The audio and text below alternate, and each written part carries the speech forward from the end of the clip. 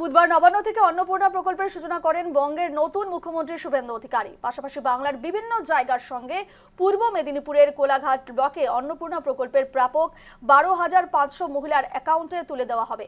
ফলে কোলাঘাট ব্লক প্রশাসনের পক্ষ থেকে 100 মহিলাকে অন্নপূর্ণা প্রকল্পের শংসাপত্র তুলে দেওয়া হয়। অনুষ্ঠানে উপস্থিত ছিলেন বিধায়ক সুব্রত মাইতি, কোলাঘাট ব্লকের আধিকারিক অমিত কুমার চাঁদ সহ অনেকেই। খুব খুশি হয়েছি। মানে স্যার যে বলেছিলেন, মুখ্যমন্ত্রী আমাদের যে কথা রেখেছে 3 তারিখেই যে দেবো বলেছিল, সেই 3 তারিখে আমাদের কথা রেখেছে। আমি খুব খুশি হয়েছি। আমি আগে লক্ষ্মী ভাণ্ডার পেতাম। হ্যাঁ হ্যাঁ, সে ডবল টাকা।